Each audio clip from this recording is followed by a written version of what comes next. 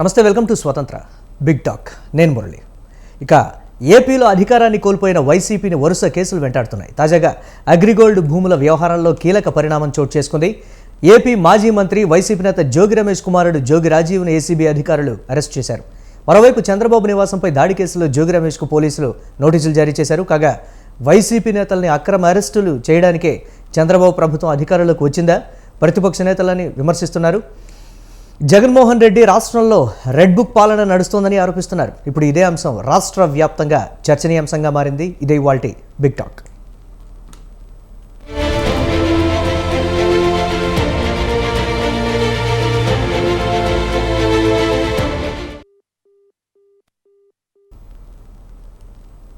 YSR Congress party నేతల్లో గుబులు మొదలైంది.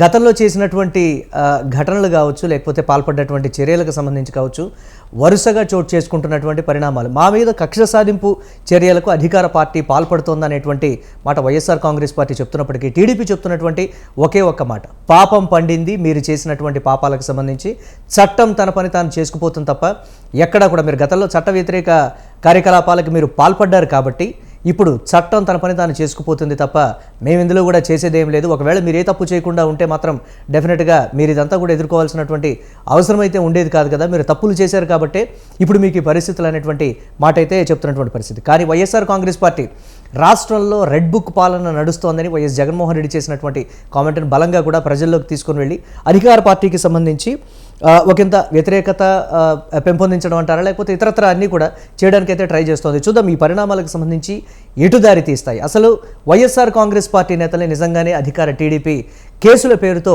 వేధిస్తోందా, కక్ష సాధింపు చర్యలకు పాల్పడుతోందా? ఇదే వాల్టి బిగ్ టాక్. ఈ అంశానికి సంబంధించి మనతో డిబేట్లో పార్టిసిపేట్ చేస్తున్నారు సింగళూరి శాంతిప్రసాద్ గారు, జనసేన రాష్ట్ర సీనియర్ నాయకులు, అలాగే బోళ్ల వెంకటరమణ గారు, టీడీపీ రాష్ట్ర కార్యదర్శి. వారిరువురు కూడా లైవ్లో సిద్ధంగా ఉన్నారు. అలాగే మరి కాసేపట్లో రేగిడి లక్ష్మణరావు గారు, వైసీపీ రాష్ట్ర సీనియర్ నాయకులు, వారు కూడా జాయిన్ అవుతారు.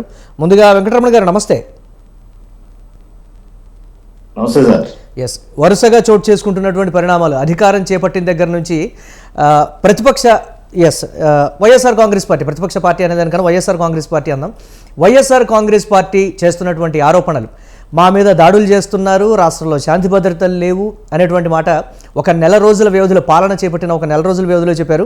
బట్ ఇప్పుడు కంటిన్యూస్గా మమ్మల్ని ఏదో విధంగా వేధిస్తున్నారు, ప్రతిదాని వెనుక కూడా టీడీపీ ఉంది అనేటువంటి కొన్ని కామెంట్స్ జోగి రమేష్ కుమారుడి విషయంలో, అలాగే జోగి రమేష్ విషయంలో చోటు చేసుకుంటున్నటువంటి పరిణామాలకు సంబంధించి వైఎస్ఆర్ కాంగ్రెస్ పార్టీ కామెంట్స్కి టీడీపీ ఏం చెప్తుంది?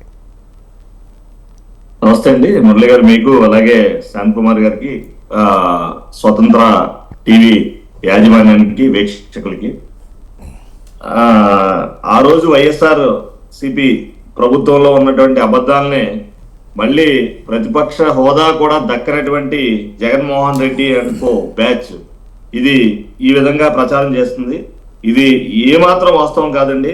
కక్ష సాధింపు చర్యలు అనేవి అసలు జరగట్లేదు. ఎందుకంటే మా అధినాయకులు, కూటమిలో అధినాయకులు ఎవరైతే ఉన్నారో చంద్రబాబు నాయుడు గారు కానివ్వండి, పవన్ కళ్యాణ్ గారు కానివ్వండి, ఇక్కడ అయితే సెంటర్లో మోడీ గారు కానివ్వండి, వీరెవరో కూడా అసలు ఏ విధమైనటువంటి కక్ష సాధింపు చర్యలు చెయ్యమని చెప్పి కానివ్వండి, ప్రోత్సాహం కానీ ప్రోద్బలం కానీ ఏ ఒక్క నాయకుడికి కార్యకర్తకి అసలు ఇవ్వలేదు. అది అవాస్తవం ఫస్ట్. రెండోది, ఈయన 31 మంది హత్య చేయబడ్డారు, లేకపోతే ఇంతమంది మీద దాడులు జరుగుతున్నాయి, అది ఇది అని మాట్లాడింది పచ్చి అబద్ధం. హోమ్ మినిస్టర్ గారు కూడా ప్రెస్ మీట్ పెట్టి మరి చెప్పారు, మాకు ఎఫ్ఐఆర్ కాపీ ఇవ్వండి, మీరు ఎక్కడెక్కడ క్రైమ్ నెంబర్స్ ఇవ్వండి అని కూడా అడగడం జరిగింది. అందులో దాడి జరిగిన దాంట్లో 4 మీద జరిగితే 4 చనిపోతే 3 తెలుగుదేశం నాయకులే చనిపోయారని చెప్పి కూడా అది with evidence, with crime numbers and with FIR copies అండి. సో ఇది అంతా కూడా ఫేక్. ఎందుకంటే జగన్మోహన్ రెడ్డికి ఈ రోజు ఉన్న పరిస్థితి, మానసిక పరిస్థితి ఎలా ఉందంటే 11 మంది ఎమ్మెల్యేలతో అతను అసెంబ్లీకి వెళ్ళలేని పరిస్థితిలో ఉన్నాడు. అట్లాగే ఈ 11 మంది ఎమ్మెల్యేల్లో ఈ రోజు ఎంతమంది ఉంటారో అతని దగ్గర తెలియని పరిస్థితిలో ఉన్నాడు. రేపు ఏమైనా ఇతని కేసుల్లో విచారణ ఫాస్ట్ గా జరిగి ఒకవేళ ఇతను జైలు పాలైతే పార్టీ పరిస్థితి ఏంటి అనే అయోమయంలో మొత్తం కేడర్ అంతా ఉంది. దీన్ని ఏదో విధంగా డైవర్ట్ చేయాలని చెప్పేసి కేడర్ ని కాపాడుకోవడానికి మాత్రమే ఇటువంటి పరిణామాలు కానివ్వండి, ఇటువంటి పరిస్థితులు కానివ్వండి, ఇటువంటి మాటలు కానీ లేకపోతే ఇటువంటి చేతలు కానీ జరుగుతున్నాయి.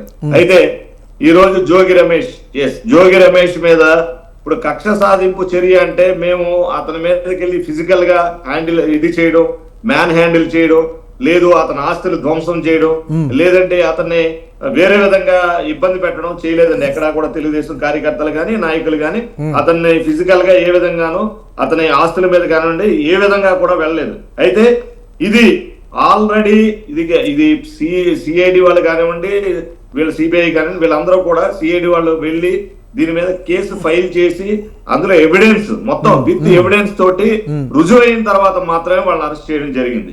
ఇది ఏమాత్రం కక్ష సాధింపు చర్యలో భాగంగా రాదు. ఎందుకంటే వీళ్ళు ఆల్రెడీ అవినీతి చేశారని చెప్పి ఇదివరకు నుంచి తెలుగుదేశం పార్టీ కానివ్వండి, జనసేన పార్టీ కానివ్వండి, మేము ప్రతిపక్షంలో ఉన్నప్పుడు విమర్శించడం జరిగింది. వీళ్ళు ఈ భూ కబ్జాలకు పాల్పడుతున్నారు, ఇసుక దందాలు. అంటే వైసీపీ చెప్తున్నటువంటి మాట పాలన మీద దృష్టి పెట్టట్లేదు, కానీ గతంలో కామెంట్ చేసినటువంటి వాళ్ళు కానీ లేకపోతే అక్కడ అధికారం విషయంలో కానీ అండబలం అర్ధబలం ఉన్నటువంటి వైఎస్ఆర్ కాంగ్రెస్ పార్టీకి సంబంధించి ఆర్థిక మూలాలు బలంగా ఉన్నటువంటి నేతల్ని ఇప్పుడు టీడీపీ టార్గెట్ చేస్తోంది. గతంలో విమర్శించినటువంటి నేతల్ని వదిలిపెట్టట్లేదు, ప్రశ్నించినటువంటి నేతల్ని వదిలిపెట్టట్లేదు. ఎక్కడ మా పనులు మేము చేసుకోవడమే కాకుండా గతంలో చోటు చేసుకున్నటువంటి వాటి ఎక్కడికో కూడా మాకు లింకులు పెట్టి ఈ విధంగా వేధిస్తున్నారని కూడా ప్రజలకు బలంగా పెడుతుంది. ప్రజలు ఆ కోణంలో చూడకూడదా?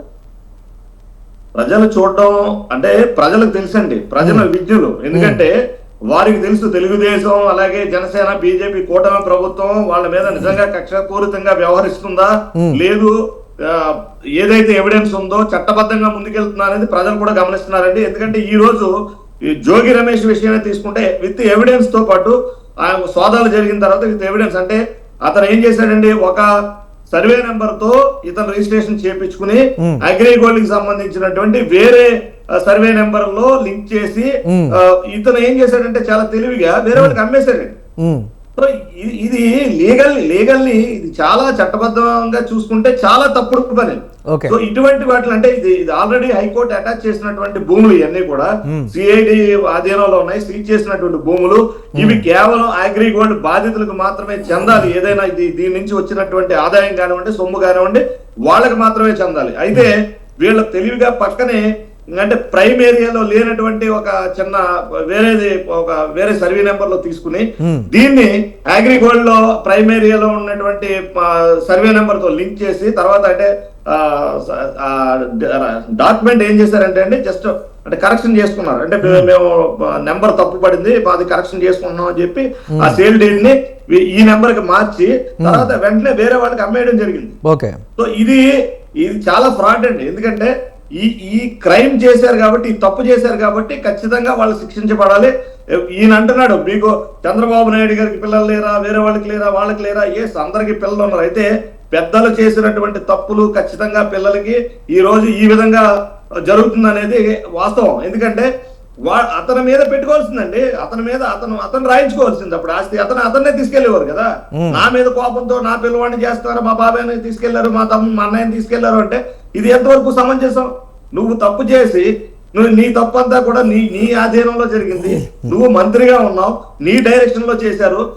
ఏదైతే రెవెన్యూ డిపార్ట్మెంట్ ఉందో, ఏదైతే ఆర్టీఓ డిపార్ట్మెంట్ వీళ్ళందరూ కూడా అంటే సామాజిక మాధ్యమాల్లో కూడా రమణ గారు సామాజిక మాధ్యమాల్లో వస్తున్నటువంటి ప్రశ్నలు ఏంటంటే ఇంకా ఎవరెవరు ఉన్నారో కూడా కొంచెం హింట్ ఇస్తే బాగుండేది కదా అని చాలా మంది సాధారణ ప్రజలు కావచ్చు, టీడీపీ వారు కావచ్చు, వైసీపీకి సంబంధించినటువంటి వారు కావచ్చు, అంటే ముందుగా ఏ విషయాల్లో తిరగదోడేటువంటి ఛాన్సెస్ ఉన్నాయి, మీ టార్గెట్ ఏంటి అన్నప్పుడు ఎన్నికలు జరిగిన తర్వాత రిజల్ట్ రావడానికన్నా మధ్యలో ఒక గ్యాప్లో టీడీపీ నేతలు ఇచ్చినటువంటి ఇంటర్వ్యూలు మాట్లాడినటువంటి మాటల్లో కూడా మేము ఒక లైనప్ అయితే రెడీ చేసుకున్నాము, 1 by 1 ముందుకు వెళ్తాం అనేటువంటి మాట అయితే చెప్పారు. సరే పాలన మీద దృష్టి పెట్టట్లేదు, ఈ విమర్శలని పక్కన పెడితే నిజంగా చట్టం తన పని తాను చేసుకుపోతుందా, లేకపోతే ప్రభుత్వం పరిపాలిస్తుందా, లేకపోతే టీడీపీ అధికార పార్టీ కక్ష సాధింపు చర్యలకు పాల్పడుతుందా అనేటువంటి ఈ మెయిన్ లైన్కి సంబంధించి ఒక క్లారిటీ. ఒక క్లారిటీ అడిగారు కదా, నేను చెప్తాను సార్. చట్టం తన పని తాను చేసుకెళ్ళిపోతుంది. ఎందుకంటే ఇప్పుడు విత్ ఎవిడెన్స్ తోటే వాళ్ళని అరెస్ట్ చేయడం జరిగింది. ఆ ఎవిడెన్స్ కూడా ప్రొడ్యూస్ చేయడం జరుగుతుంది, కోర్టులో ప్రొడ్యూస్ చేసి అది ఏదైతే కోర్టు ద్వారా అంటే చట్టము న్యాయం ఏ విధంగా ఉంటే ఆ విధంగానే ముందుకెళ్ళడం జరుగుతుంది తప్పించి కక్షపూరితంగా వాళ్ళని లోపల అరెస్ట్ చేసి ఒక ఎంపీని లోపలేసి అతను ఏదో వ్యతిరేకంగా మాట్లాడాడని చెప్పి అతను చనిపోయే వరకు అంటే చంపేద్దాం అనే పరిస్థితుల్లో అయితే కక్షపూరితంగా అయితే తెలుగుదేశం ప్రభుత్వం, జనసేన, బీజేపీ ఉమ్మడి ప్రభుత్వం అయితే లేదండి. అటువంటి ఆలోచనలు కూడా లేవు. ఎందుకంటే అభివృద్ధి అంటారా, ఎస్ ఖచ్చితంగా మేము ఈరోజు చెప్పగలమండి.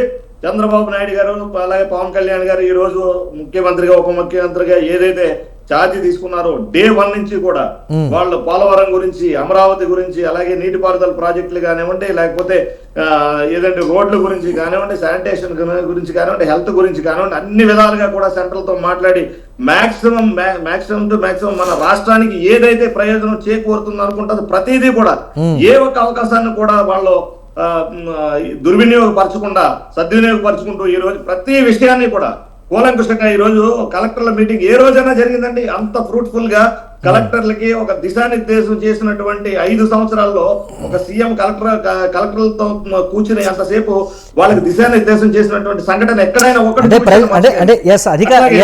అంటే వైసీపీ చెప్తున్నటువంటి మాట ఏంటి అని అంటే ప్రజల్లోకి తీసుకెళ్లేటువంటి విధానం అంటారా, లేకపోతే నిజంగా అధికార పార్టీ ఆ విధంగా ప్రవర్తిస్తుందో లేదో తెలియదు, కానీ డెఫినెట్గా వచ్చిన నెల రోజుల లోపల చోటు చేసుకున్నటువంటి అరాజకాల్ని ఫస్ట్ చెప్పినటువంటి పరిస్థితి ఉంది. చట్టం తరపున తాను చేసుకుపోతున్నప్పటికీ కూడా వైఎస్ఆర్ కాంగ్రెస్ పార్టీకి సంబంధించి నేతల గతంలో చేసినటువంటి ఆరోపణలు ఉన్నటువంటి అక్రమ కేసులని చెప్తున్నప్పటికీ కూడా ఆ కేసుల విధి విధానాలన్నీ కూడా చూస్తూ ఉంటే కక్షసాధింపు చర్యల్లాగానే ప్రొజెక్ట్ అవుతుందనేటువంటి విమర్శలు అయితే వ్యక్తమవుతున్నాయి. ఇక జనసేన పార్టీ రాష్ట్ర సీనియర్ నాయకులు సింగళూరి శాంతిప్రసాద్ గారు వారు కూడా లైవ్లో సిద్ధంగా ఉన్నారు. శాంతిప్రసాద్ గారు నమస్తే. నమస్తే మురళి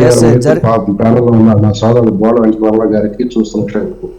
జరుగుతున్నటువంటి పరిణామాలన్నీ చూస్తే అధికార పార్టీ వైపే, కూటమి వైపు ప్రధానంగా కావాలనే ఇరువురు కలిసి కక్ష సాధింపు చర్యలకు పాల్పడుతున్నారనేటువంటి మాట వైఎస్ఆర్ కాంగ్రెస్ పార్టీ చేస్తుంది. ప్రధానంగా దీన్ని రాజ్యాంగ కోణంలో చూడాలంటారా, లేకపోతే రెడ్ బుక్ అనేటువంటి ఒక కోణంలో చూడాలా, లేకపోతే ఎన్నికలు అయిపోయాయి ఇక పరిపాలన చూసుకుందాం, రాజకీయాలని పక్కన పెట్టేద్దామని పవన్ కళ్యాణ్ గారు చేసినటువంటి కామెంట్ కింద చూడాలి, ఎలా చూడాలి దీన్ని? మురళి గారు, వాస్తవం చెప్పాలంటే ఈ ఆంధ్రప్రదేశ్ రాష్ట్రంలో ఈ కూటమి ప్రభుత్వం వచ్చిన తర్వాత ఎర్రబుక్ రాజ్యాంగం అమలు అవుతుంది. ఆ ఎర్రబుక్ ఏంటో తెలుసా? ఇది భారత రాజ్యాంగం 2019 నుంచి 24 వరకు అమలు కాని ఈ భారత రాజ్యాంగమే అమలు అవుతుంది. ఇది ఎరుపు రంగులో ఉంటుందంట. ఇది ఎర్ర బుక్ అంట. ఇక రెండవది ఎర్ర బుక్. ఇది దీని పేరు ఏంటంటే criminal law and justice. Okay, ఇది అమలు అవుతుంది. ఇప్పుడు ఇది మూడోది ఎర్ర బుక్. ఇదేంటంటే కొత్త క్రిమినల్ చట్టాలు, అంటే దేశంలో కొత్తగా అమల్లోకి వచ్చిన క్రిమినల్ చట్టాలు. ఇది కూడా ఎర్ర బుక్. ఇప్పుడు ఇంకొక ఎర్ర బుక్ మాకు అమలు అవుతుంది ఏంటంటే రెడ్ బుక్ రాజ్యాంగం ఉండగా RED, red, real economic development అనే బుక్ ఒకటి ఫాలో అవుతుంది. ఓకే, అంటే వాస్తవ ఆర్థిక ప్రగతికి సంబంధించినది. ఓకే, దాని పేరు కూడా red, RED, red, real economic development. కూటమి ప్రభుత్వం ఈ అంబేద్కర్ ఇచ్చిన భారత రాజ్యాంగం, కేంద్ర ప్రభుత్వం చేసిన దేశ చట్టాలు, నేర చట్టాలు, తాము ఉద్దేశించుకున్న రెడ్ బుక్ అంటే రియల్ ఎకనామిక్ డెవలప్మెంట్ బుక్, దాన్ని ఫాలో అవుతుంది తప్పితే వీళ్ళు అనుకుంటున్న రాజారెడ్డి రాజ్యాంగం మటుకి ఈ ఆంధ్ర రాష్ట్రంలో కూటమి ప్రభుత్వం వచ్చిన తర్వాత అమలు కావాలి. ముందు దాన్ని వాళ్ళు గ్రహించాలి. వాళ్ళు చెబుతున్నది లోకేష్ బుక్ గురించి చూపించేది అది ఎర్ర బుక్ రాజ్యాంగం అని అంటున్నారు. అందులో ఏమని ఉదాహరించారు? అవినీతి చేసిన అధికారులు, అవినీతి చేస్తున్న రాజకీయాలకు అండదండలు ఇచ్చిన అధికారులు, వాళ్ళకు సహకరించిన అధికారులు, ప్రజాస్వామ్య విలువలను తొక్కేసి, రాజ్యాంగ హక్కులను తొక్కేసి అధికార పార్టీకి తొత్తులుగా మారిన IAS, IPS అధికారులకు సంబంధించిన పేర్లు, వివరాలు మాత్రమే ఉన్నాయి. వారు ఏ సందర్భాలు ఏం చేశారు మాత్రం. అంతకు మించి ఆ బుక్ లో ఏమీ లేదు. అది కామన్ గా ఎవరికైనా కానీ అర్థమయ్యే అంశం. ఇప్పుడు జరుగుతున్న చరిత్ర ఏంటి? జోగి రమేష్ కొడుకు అరెస్ట్. ఎందుకు అరెస్ట్ అయ్యాడు? హైకోర్టు ఈ భూముల మీద అమ్మకాలు చేయకూడదు, ఎటువంటి లావాదేవీలు నడపకూడదని ఒక నిలుపుదల ఉత్తర్వులు ఇస్తే ఆ ఉత్తర్వులను ఉల్లంఘించి దొంగ రిజిస్ట్రేషన్తో మీరు చేసుకొని మరి దాన్ని బదలాయించుకున్నారు. అది కదా ఇప్పుడు అంశం. ఇప్పుడు జోగి రమేష్ ఇప్పుడు ఏం చెబుతున్నాడు? తాను ఒక బలహీన వర్గం వాడని, తాను ఒక గౌడ కులస్తుడని, ఈ గౌడ కులస్తుడు అంచెలంచెలుగా ఎదిగితే ఓరవలేకపోతున్నాడు చంద్రబాబు నాయుడు అని. అసలు ఈ పిచ్చోడికి ఆ పిచ్చి మాటలు మాట్లాడటానికి అడిగి అది నోరా తాటికి మట్టం అర్థం కాదు. అసలు back bone of the TDP వచ్చి ఏ కులస్తులో ఎవరిని అడిగినా ఈ రాష్ట్రం చెప్తా. వాళ్ళు బ్యాక్ బోన్ గా నిలిచారు. ఈ రోజు కాదు, తెలుగుదేశం పార్టీ పెట్టిన నాటి నుంచి కూడా. కాబట్టి ఆ కులస్తుల మీద చంద్రబాబు నాయుడికి వ్యతిరేకత ఉందంటే నువ్వు వంచనెందుకు ఎట్లా ఎదిగావు? దోపిడీలు చేస్తూ దౌర్జన్యాలు చేస్తూ ఎదిగావు తప్పితే సక్రమమైన బతుకు అనేది నువ్వు ఎట్లా బతికావో నీ బతుకేటో చెప్పనా? మా అన్న సింగళూరు రాంపండు లెక్కల వ్యాపారం చేస్తే అతను లెక్కర్ షాప్ లో లెక్కలు రాసుకునేవాడు. అతను ఆ రోజున లెక్కలు రాసే గుమ్మస్తాయి జోగి రమేష్ అనేవాడు. అక్కడ నుంచి రాజశేఖర రెడ్డి దృష్టిలో పడటం వల్ల అంచెలంచెలుగా ఎదిగాడు. రాజశేఖర రెడ్డి కరుణా కటాక్షాల వల్ల వెలుగాడు. ఈ రోజు చంద్రబాబు నాయుడు గారి ఇంటి మీద దాడి కట్ట వల్ల జగన్ రెడ్డి అసెంబ్లీలో ఏం చెప్పి నా మనసు దోష రమేష్ అన్న అని చెప్పేసి మంత్రి పదవి ఇచ్చాడు. కాబట్టి మంత్రి అయ్యాడు. తప్పితే ఏ రకంగా అయినా అసలు అతనికి అర్హతలు ఉన్నాయా? లేవు. కానీ అతను అంచెలంచెలకు ఎదగల. అతన్ని అంచెలంచెలకు ఎదిగల చేశారు. ఎందుకంటే దొంగలు ఊళ్ళు పంచుకున్నట్టుగా ఈ ఒకే జాతి పక్కన ఒకే చోట చేస్తున్నట్టుగా అందరూ వైకాపాలో చేరారు. ఈ రకంగా తయారయ్యారు. ఇప్పుడు ఏమంటున్నాడు? తన కొడుకును అన్యాయంగా ఇచ్చారు అంటున్నాడు. మరి ఆస్తితో నువ్వు నీ పేరు మీద రాసుకోవాల్సింది కదా. ఇందాక మా బోడ వెంకటరమణ చెప్పినట్టుగా సోదరుడు నీ పేరు రాసుకుంటే నేను తీసుకెళ్లేవాడు కదా. పైగా ఆ కుర్రవాడు ఏం మాట్లాడాడు ఎన్నికలప్పుడు? చంద్రబాబు నాయుడు గారిని ఎంత వెకిలిగా మాట్లాడాడు. సరే, మరి వెకిలిగా మాట్లాడేది మేము పెద్ద పట్టించుకోవట్లేదు. రాజకీయ విమర్శలు చేయవచ్చు. అభోసభో తెలియని వ్యక్తి రాజకీయాలతో పని ఏంటి? ప్రతిపక్ష పార్టీ నేతలు దూషించాల్సిన అవసరం. నీ బాబు ఎంత మంత్రి అయితే మట్టికి నువ్వు మా బాబుకు ఓటేయండి అడగచ్చు, తప్పులే. అవును. ఇతరుల గురించి దూషించాల్సిన అవసరం ఏంటి? అది కూడా పరుషంగా. సో అది అక్కడ వదిలేస్తే అసలు ఈ కేసులో ఇరుక్కున్న 4, 5, 5, 6, 7, 8 ముద్దాలు ఎవరు తెలుసా? అధికారులు, తహసీల్దారు, డిప్యూటీ తహసీల్దారు, మండల సర్వేయరు, విలేజ్ సర్వేయర్. నువ్వు చేసిన 20 పనులకు అధికారులు ఇరుక్కుపోయారు ఈ కేసులో. ఉద్యోగాలు పోగొట్టుకోబోతున్నారు. ఎందుకంటే ఇది నేరుగా హైకోర్టు దృష్టిలో ఉన్న ఒక అంశం. ఇది కంటెంప్ట్ ఆఫ్ ది కోర్టు కూడా అవుతుంది. నువ్వు చేసిందే వెదవ పని. ఒక నేరం చేసి నిన్ను అరెస్ట్ చేస్తే ఆ నేరానికి సంబంధించి దీనికి కక్ష సాధింపు అంటావేంటి? పైగా ఒక గౌడ కులస్తుడి మీద దాడి అంటావేంటి? నీకు ఏమన్నా బుద్ధి జ్ఞానం సోయా ఉన్నాయా? మరి నువ్వు చంద్రబాబు నాయుడు ఇంటి మీద దాడికి వెళ్ళావు అంటే ఒక గౌడ కులస్తుడిగా వెళ్ళావా నువ్వు దాడి చేయడానికి? మాట్లాడే మాట కొద్దిగా నువ్వు అన్నం తింటున్నావా మరి అసుతం తింటున్నావా మాకైతే అర్థం కావట్లేదు. కానీ ఒక మాట మాట్లాడితే దానికి మీనింగ్ ఉండాలి. ప్రజల్లోకి ఆ భావం పెడితే ఎటువంటి సందేశం వెళ్తుందనేది కూడా స్పృహ ఉండాలి. ఇకపోతే వీళ్ళ అధినేత తెలుగులో సామెత ఉండదు, అతనికి మించిన గురుడని. అతను కూడా అంతే. ఏమాత్రం కనీస అవగాహన సోయ లేకుండా, ఇంగిత జ్ఞానం లేకుండా, ఇంకొక మాటలో చెప్పండి పరుషుడు సిగ్గు శరం కూడా లేకుండా అబద్ధాలను వదిలివేస్తున్నాడు. 36 హత్యలు జరిగినాయి 45 రోజుల్లో అన్నాడు. వివరాలు ఇమ్మని జాతీయ మీడియా అడిగింది, రాష్ట్ర ప్రభుత్వం అడుగుతుంది, అసెంబ్లీలో చంద్రబాబు నాయుడు అడిగారు, హోంమంత్రి అనిత గారు అడుగుతున్నారు, మేమందరం కూడా అడుగుతున్నాం. ఆ పేర్లు ఎక్కడ జరిగినాయి, ఎఫ్ఐఆర్లు ఎక్కడ నమోదైనాయి, ఆ వివరాలతో సాగిస్తే, ఆ ముద్దాలు మేము అరెస్ట్ చేయకపోతే, ఆ కేసుల మీద మేము సత్వర చర్యలు చేపట్టకపోతే అప్పుడు మమ్మల్ని నిందించండి, నిలదీయండి, దగ్గదీయండి అని అడుగుతున్నాం. ఆ వివరాలు ఏమంటే ప్రజల్లోకి అలా వెళ్ళట్లేదు, కావాలనే కక్ష సాధింపు కిందే వెళ్తుంది. గతంలో పవన్ కళ్యాణ్ విమర్శించినటువంటి వాళ్ళు, చంద్రబాబు నాయుడు విమర్శించినటువంటి వాళ్ళే మెయిన్ టార్గెట్. అటు టీడీపీ ఆఫీస్ మీద దాడి కావచ్చు, లేకపోతే వ్యక్తిగత విమర్శలు కావచ్చు, పార్టీ అధికార ప్రతినిధి హోదాలో వారు చేసినటువంటి కామెంట్స్ కూడా పర్టికులర్గా కొంతమందిని కూడగట్టి ఇప్పుడు ఉన్నటువంటి టీడీపీ కూటమి మీద విమర్శలు చేయించిన వాళ్ళనే మెయిన్ టార్గెట్గా పెట్టుకున్నారు. మిగతా వాళ్ళందరూ కూడా సైలెంట్ అయిపోతారనేటువంటి కొన్ని విమర్శలు ఉన్నాయి. దీనికి సంబంధించి దీని ఎలా చూడాలి? ఇప్పుడు ఆ లెక్కనైతే జోగి రమేష్ కొడుకు అరెస్ట్ చేయాలి, కానీ మరి ముద్దాలుగా మరి అధికారులు ఎందుకు వచ్చారు ఇందులోకి? అవును, ముద్దాలుగా అధికారులు వచ్చారంటే అది ఇల్లీగల్ ట్రాన్సాక్షనే కదా. అంటే మమ్మల్ని నువ్వు చేసిన చట్ట వ్యతిరేక పనులు మేము వదిలేయమంటావా? మేము రాష్ట్ర ప్రజలకు కూడా దీన్ని అప్పీల్ చేస్తున్నాం. ఒక అభినవ గ్లోబల్స్, ఆధునిక గ్లోబల్స్ తయారయ్యాడు ఈ రోజు మన రాష్ట్రంలో. ఒక అబద్ధాన్ని 100 సార్లు చెప్పితే నిజమని జనాలు నమ్ముతారనే భ్రమలో జగన్ రెడ్డి బతుకుతున్నాడు. అతని యొక్క అంత్యవాదులు కూడా అట్లా బతుకుతున్నారు. ఉన్మాద గణాలు అయితే చెప్పక్కర్లేదు. ఇక అతనికి సంబంధించిన ఉన్మాద గణాలు వాళ్ళు పేటిఎం బ్యాచ్ అంటారు. ఒకటైతే చెప్తున్నాం సార్, నువ్వు ఢిల్లీలో ధర్నా చేయడానికి 2 రోజులు లెక్కేసుకుని వెళ్ళావు. మరి సాయంత్రకాలం నువ్వు మోటా మూలు సర్దుకుని ఎందుకు వచ్చా? నీకు మొహం చెలల. జాతీయ మీడియా ఫేస్ చేసే దమ్ము లేదు నీకు. వాళ్ళు లెక్కలు అంటున్నారు, నువ్వు లెక్కలు ఇవ్వలేని పరిస్థితిలోకి వచ్చావు. ఓకే, నువ్వు వాస్తవ పరిస్థితులు ఉంటే వాస్తవాన్ని రిఫ్లెక్ట్ చేయి. ఈ రోజు సాక్షి పత్రిక ఉంది. నేను ఈ రోజు కూటమి ప్రభుత్వాన్ని మీ ఛానల్ ద్వారా నేను డిమాండ్ చేస్తాను. కూటమి ప్రభుత్వం చంద్రబాబు నాయుడు గారికి, పవన్ కళ్యాణ్ గారికి, లోకేష్ గారికి జగన్ రెడ్డి తీసుకొచ్చాడు ఒక జీవోని 2430. అది ఏంటంటే అబద్ధాలు రాసిన, అబద్ధాలు ప్రచారం చేసిన ఏ మీడియా సంస్థనైనా సరే ఆయా డిపార్ట్మెంట్లు కేసులు పెట్టి వాళ్ళ మీద శిక్ష పడేలా చూసుకోవచ్చు.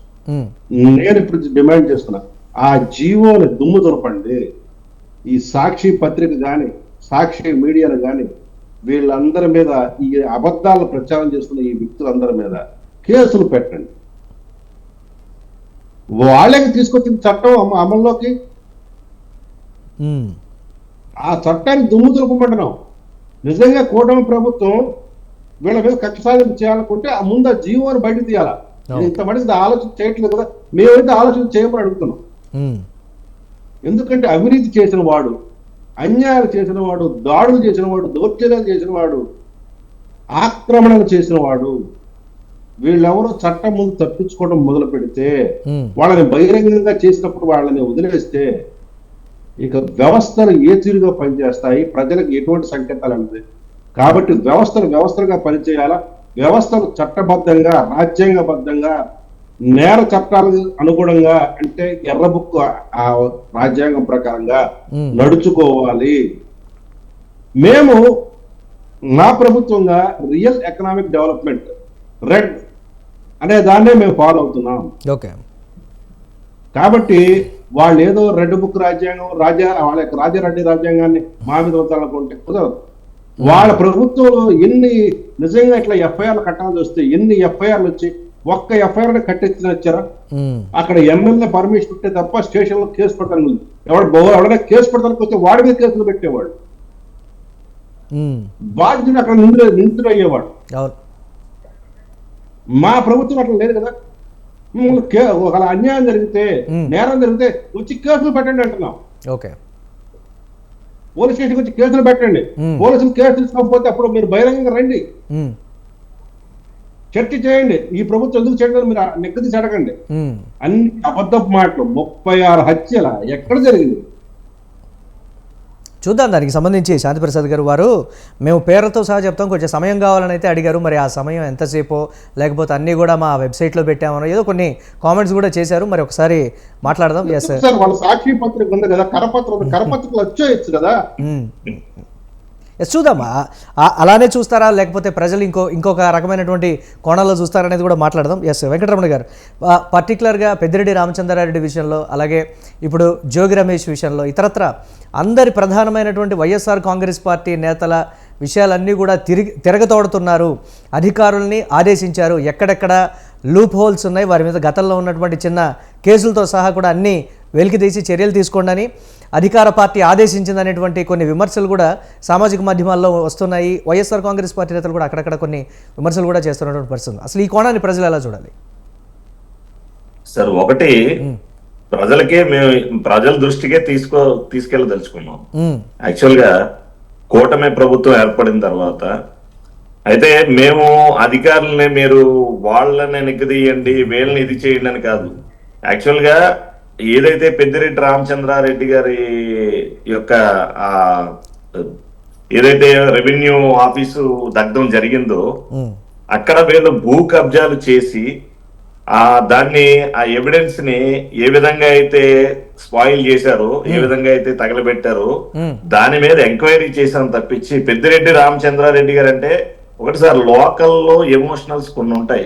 అంటే ఏ నాయకుడు చెప్పినా ఇప్పుడు చంద్రబాబు నాయుడు గారు, సాక్షాత్ చంద్రబాబు నాయుడు గారు కానివ్వండి, పవన్ కళ్యాణ్ గారు కానివ్వండి, కొన్ని విషయాల్లో సంయమనం పాటించండి, మీరు చట్ట విరుద్ధంగా వెళ్ళొద్దు, న్యాయపరంగానే వెళ్ళాలి. వెంకటరమణ గారు ఒక నిమిషం. రేగిడి లక్ష్మణరావు గారు వారు వైసీపీ నుంచి జాయిన్ అయ్యారు. మనం వారితో ఒకసారి మాట్లాడిన తర్వాత మీతో మాట్లాడతాను. లక్ష్మణరావు గారు నమస్తే. సరే, లక్ష్మణరావు గారు నమస్తే. ఎస్, వస్తున్నటువంటి విమర్శలు అంటే కక్ష సాధింపు చర్యల కింద వైఎస్ఆర్ కాంగ్రెస్ పార్టీ చెప్తుంది. లేదు గతంలో మీరు చేసినటువంటి పాపాల లేకపోతే చేసినటువంటి వేరే అంటే చట్ట వ్యతిరేక కార్యక్రమాలకు సంబంధించి ఇప్పుడు చట్టం తన పని తాను చేసుకుపోతుంది అనే రీతిలో అధికార పార్టీ చెప్తుంది. లేదు ఇదంతా కూడా కంప్లీట్గా కక్ష సాధింపు చర్య తప్ప వేరే విధంగా అయితే ఏమీ లేదు అనేటువంటి కొన్ని కామెంట్స్ కూడా వైసీపీ నుంచి వస్తున్నాయి. ఎలా చూడాలి మొత్తం కూడా? మురళి గారు, రాష్ట్ర ప్రజలందరూ కూడా ఇది రాష్ట్ర ప్రజలు ఇచ్చిన తీర్పు కాదు, ఈవీఎంలు ఇచ్చిన తీర్పు అనేది ఆల్రెడీ మా ఎంపీలు అవనండి, ఎమ్మెల్యే కూడా ఈసీకి కూడా కంప్లైంట్ పెట్టడం జరిగింది. అలాగే ఇది తిరిగి యాక్ట్ తీసుకోండి అని చెప్పారు. ఈ కథ అంతా మళ్ళీ ఇంకా డిబేట్ లో మాట్లాడదాం. అయితే నేనేమంటానంటే రాష్ట్ర ప్రజలు ఒక సన్నాసులు, 3 సన్నాసులు చేతిలో పెట్టారు. తెలియదు అట్లా ఆ విధంగా వ్యక్తిగతంగా వ్యక్తిగత ప్లీజ్ వెంకటరమణ గారు ఒక నిమిషం మాట్లాడుతున్నారు. లక్ష్మణరావు గారు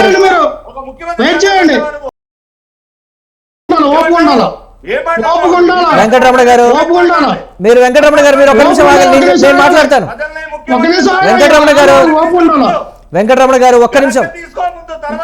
సన్నాసుల చేతిలో పెట్టారు ప్లీజ్. పరిపాలన లక్ష్మణరావు గారు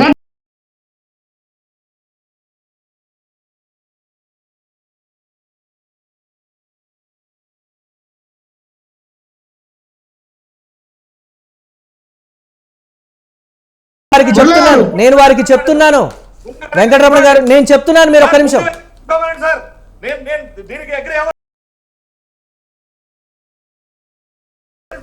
నేను అదే మీరెవరో ఒప్పుకోవడానికి అంటే నేను ఒక రాష్ట్ర పౌరుడు అంటే నేను నువ్వు ఎవరో కొట్టం గారు, నువ్వు ఎవరో కొట్టం గారు.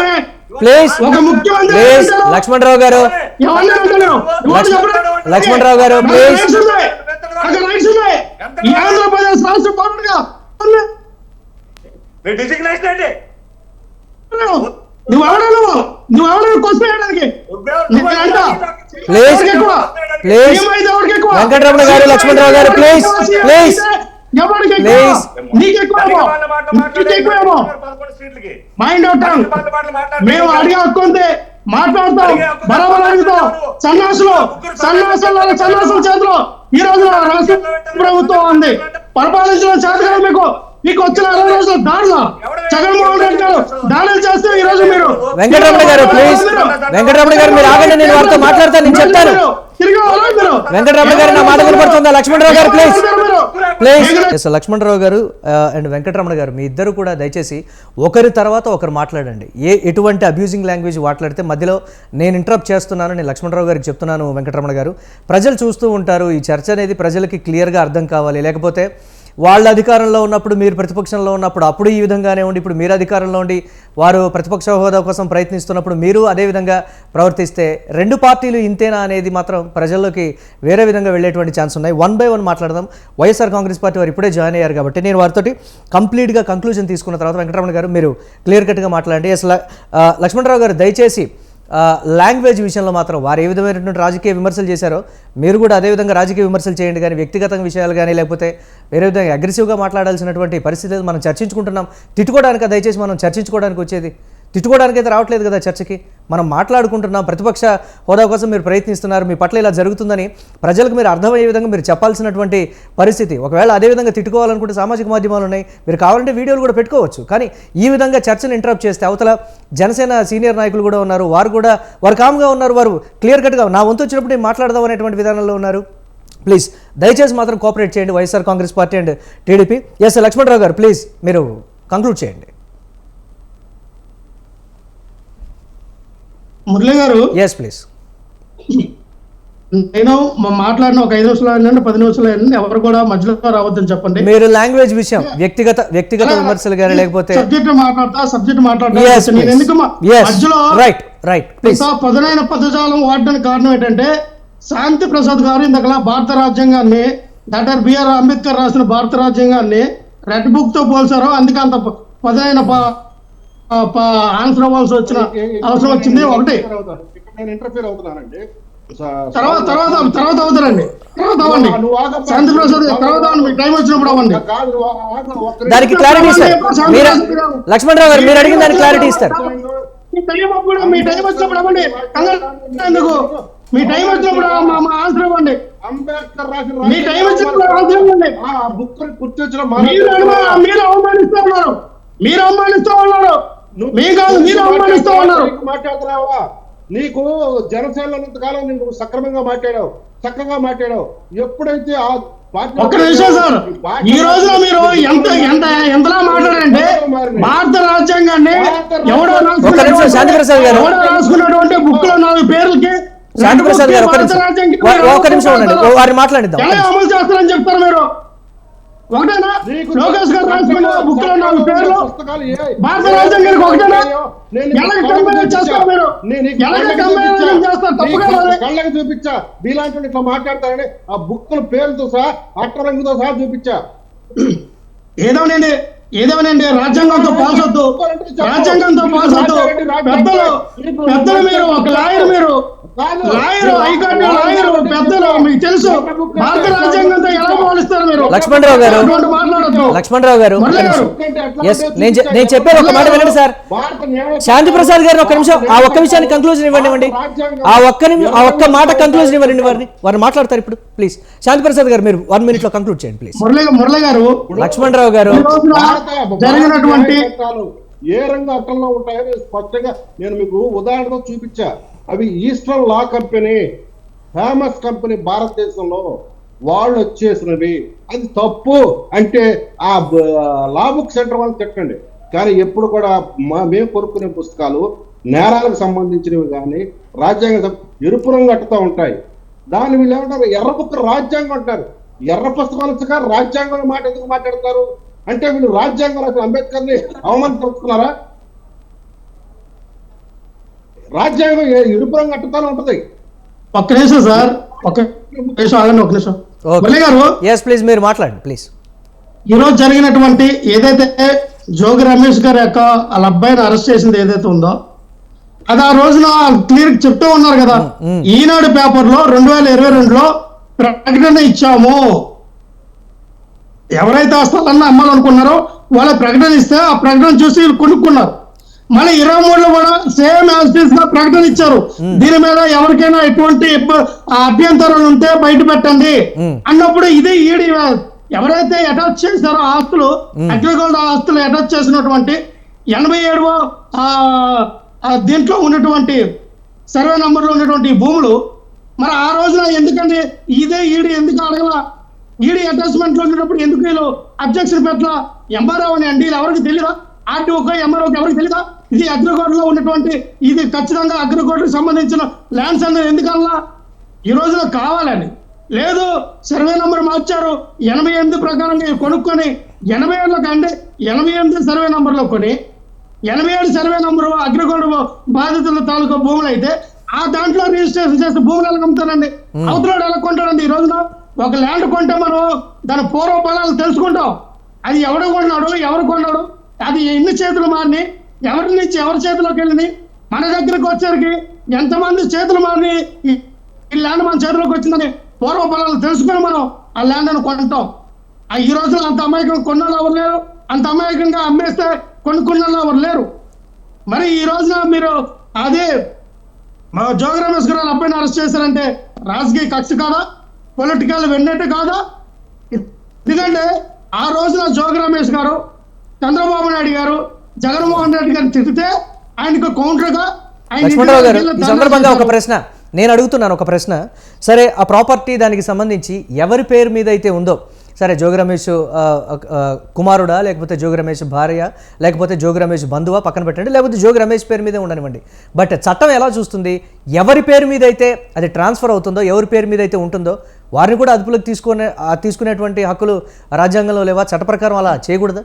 అదే ప్రశ్న కదా ఇప్పుడు వారు అడిగింది కూడా, అలా చేయకూడదా? సార్ నేను అదే చెప్తాను సార్. ఈ రోజున బాధితులు ఎవరు? జోగి రమేష్ బాధితులు. అవును. జోగి రమేష్ వాళ్ళ తమ్ముడు గాని, జోగి రమేష్ గారు వాళ్ళ అబ్బాయి కానీ బాధితులు. ఎందుకంటే వాళ్ళు కొనుక్కున్నారు భూములు, వీళ్ళు ఎక్కడ కబ్జా చేయాలో, ఆక్రమణ చేయాలో, వేరే వ్యక్తులు ఎవరు అమ్మితే వీళ్ళు కొనుక్కున్నారు. తర్వాత అన్ని తర్వాత లేటెస్ట్ అమ్మేశారు. బాధితులు వీళ్ళు కదా. మరి అమ్మిన వాళ్ళు ఎవరు? అమ్మిన అరెస్ట్ చేశారా? కొన్నాళ్ళు అరెస్ట్ చేశారా? వీళ్ళు ఎవరికైతే అమ్మారో వాళ్ళు అరెస్ట్ చేశారా?